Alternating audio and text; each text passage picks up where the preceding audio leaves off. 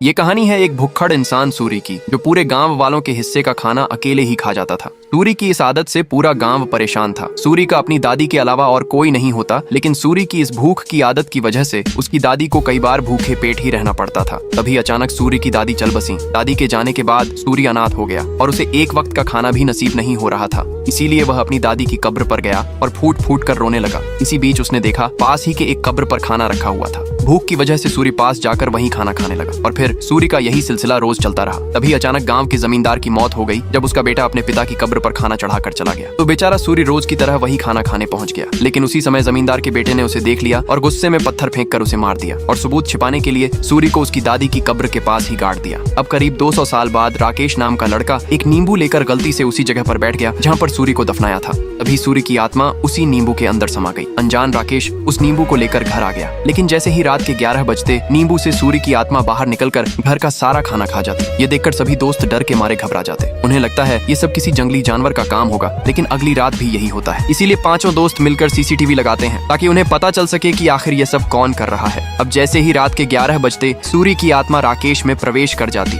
और राकेश वहीं खाना जाकर खाने लगता। ये सब देखकर चारों दोस्त राकेश पर बहुत गुस्सा करते